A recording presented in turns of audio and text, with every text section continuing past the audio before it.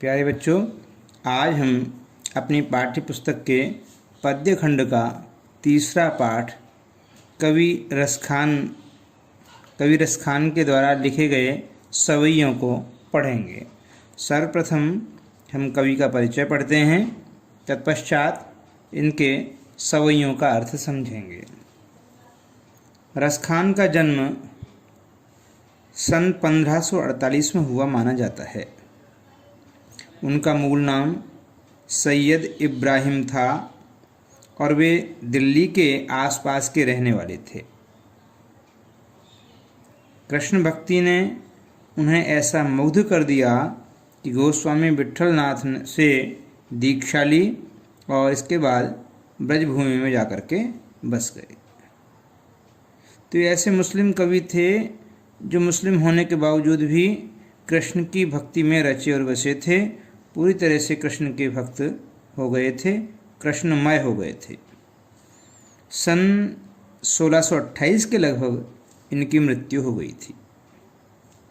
सुजान रसखान और प्रेम वाटिका उनकी उपलब्ध कृतियां हैं जो उन्होंने पुस्तकें लिखी हैं। रसखान रचनावली के नाम से उनकी रचनाओं का संग्रह मिलता है।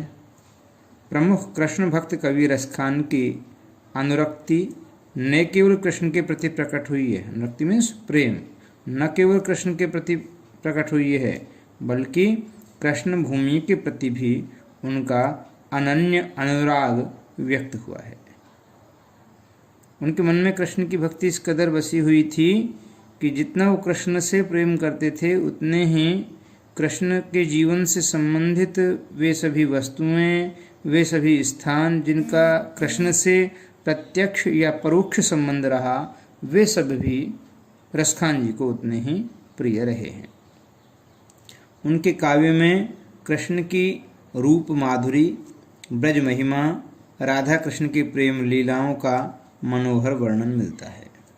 वे अपनी प्रेम की तन्मयता, भाव विभलता और आसक्ति के उल्लास के लिए जितने प्रसिद्ध हैं उतने ही अपनी भाषा की मार्मिकता, शब्द चयन तथा व्यंजक शैली के लिए। उनके यहाँ ब्रजभाषा का अत्यंत सरस और मनोरम प्रयोग मिलता है जिसमें जरा भी शब्दाबडंबर नहीं है। ब्रजभाषा के सीधे सरल मनोरम शब्दावली का उन्होंने प्रयोग किया है। उनके सवैयों में कहीं वही शब्दाडंबर देखने को नहीं मिलता। यहाँ संकलित पहले और दूसरे सवैये में कृष्ण और कृष्ण भूमि के प्रति कवि का अनन्य प्रेम, अनन्य समर्पण भाव व्यक्त हुआ है। अब हम इसके सबसे पहले और दूसरे सवैये का सरलार्थ पढ़ेंगे। पहला सवैया देखते हैं। मानुष हों तो वही रसखानी, बसों ब्रज गोकुल गाँव के ग्वारन। जो पशु हों तो कहा बस मेरो, चरोनित नंद की धेनु मंझारन। पाहन हों तो वही गिरि को, जो कियो हरि छत्र पुरंदर धारन। जो खग हों तो बसेरो करो मिली, कालिंदी कूल कदम्ब की डार। प्रस्तुत पहला सवैया, इसमें रसखान जी ने भगवान श्री कृष्ण के प्रति अपनी भक्ति भावना को व्यक्त किया है। उन्होंने अपनी इच्छा व्यक्त करते हुए लिखा है कि वो कृष्ण से बहुत प्रेम करते हैं और कृष्ण का सामीप्य सुख पाने के लिए कृष्ण के जीवन से संबंधित वे सभी स्थान भी उन्हें इतने ही प्रिय हैं जितने कि कृष्ण। जहाँ भगवान श्री कृष्ण का जन्म हुआ, जहाँ भगवान श्री कृष्ण ने ब्रज के वनों में गायों को चराया, या कि जहाँ भगवान श्री कृष्ण ने गोवर्धन पर्वत को उठाया, उस पर्वत के पत्थर बनना मंजूर, यमुना नदी के किनारे जहाँ भगवान श्री कृष्ण ने अपनी लीलाएं की, वहाँ रहना मंजूर पक्षी के रूप में। प्रस्तुत सवैये का एक बार पंक्तियों के अनुसार अर्थ देखते हैं। मानुष हों तो वही रसखानी, बसों ब्रज गोकुल गाँव के ग्वारन। कवि रसखान जी कहते हैं कि मानुष हो तो यदि मेरा दूसरा जन्म मनुष्य के रूप में हो तो वही रसिखान बसों ब्रज गोकुल गाँव के ग्वारन। तो मेरी ये इच्छा है कि मैं ब्रज के गोकुल में गांव का कोई ग्वाला बन करके जन्म लूँ, जहाँ भगवान श्री कृष्ण का बचपन बीता था गोकुल में। मैं उस गोकुल का कोई ग्वाला बन करके जन्म लेना चाहता हूँ ताकि भगवान श्री कृष्ण का सामीप्य सुख मुझे प्राप्त हो सके, क्योंकि भगवान श्री कृष्ण का बचपन गोकुल में ही बीता था।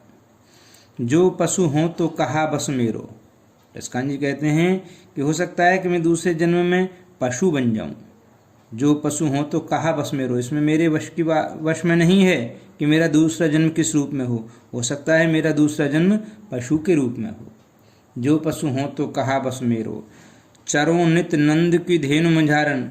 यदि पशु के रूप में मेरा जन्म हो तो मैं धेनु बन करके, मैं गाय बन करके जन्म लेना चाहता हूँ। और चरों नित नंद की धेनु मंझारन, मैं नंद बाबा की गायों के मंझारन मीन्स बीच में रोजाना रह करके, नित मीन्स रोजाना मैं चरना चाहता हूँ। मैं उन गायों के बीच में एक गाय के रूप में जन्म लेना चाहता हूँ ताकि वहाँ कृष्ण का सामीप्य सुख मुझे प्राप्त हो सके।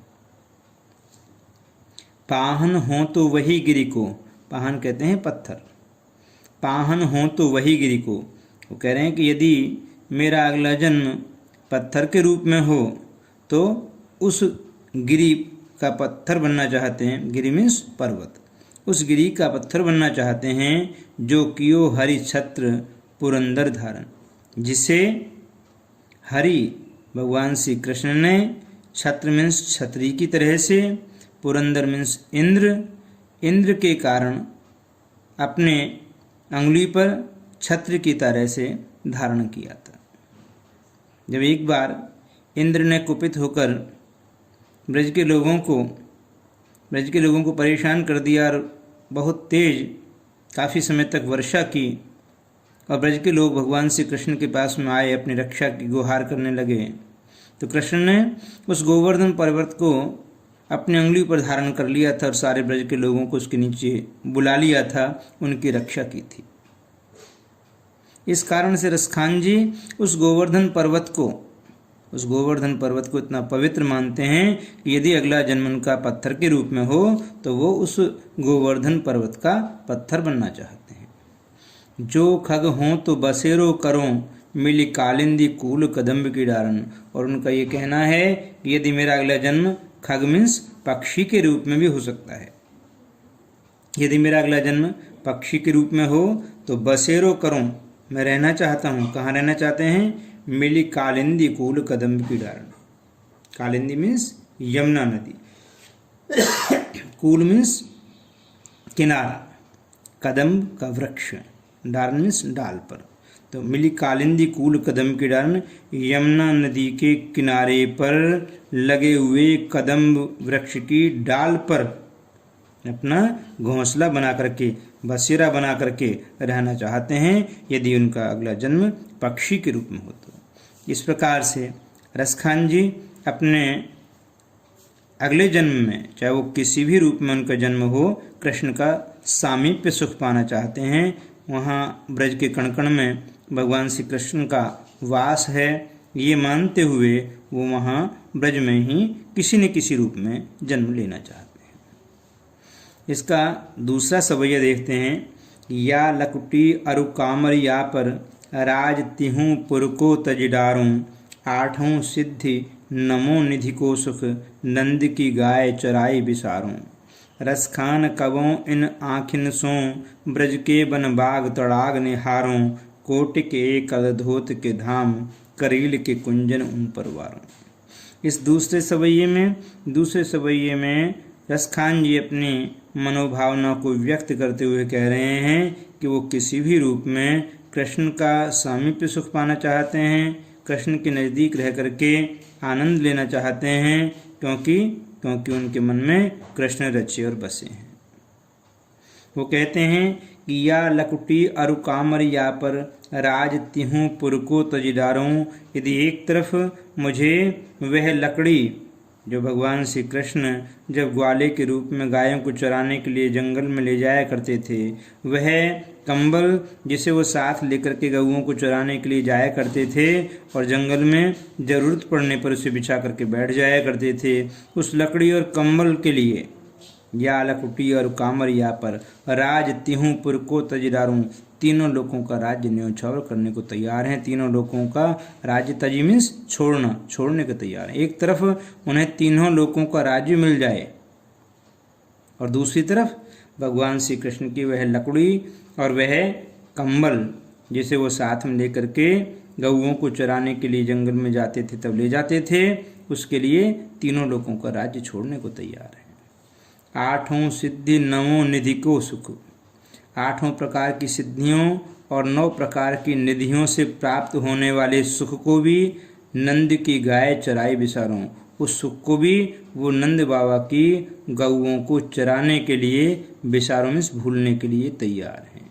एक तरफ नंद बाबा की गऊओं को चराने का, उनको जंगल में ले जा करके उनको ग्वाले की तरह से चराने का सुख मिले, और दूसरी तरफ 8 प्रकार की सिद्धियां और 9 प्रकार की निधियों से प्राप्त सुख मिले। तो उस 9 प्रकार की निधियों और 8 प्रकार की सिद्धियों से प्राप्त होने वाले सुख को भी छोड़ने को तैयार है। रस खान कबों इन आँखिन सो ब्रज के बन बाग तड़ाग निहारों। रसखान जी कह रहे हैं कि पता नहीं मैं कब अपनी इन आँखों से, अपने नेत्रों से ब्रज के वन, बाग और तड़ाग मीन्स तालाब उनको निहार पाऊंगा, जहाँ जहाँ कृष्ण का बचपन बीता था, जहाँ कृष्ण ने लीलाएं रची थी, जहाँ कृष्ण उन बगीचों के, उन वनों में, उन तालाबों के इर्द गिर्द रास लीलाएं किया करते थे।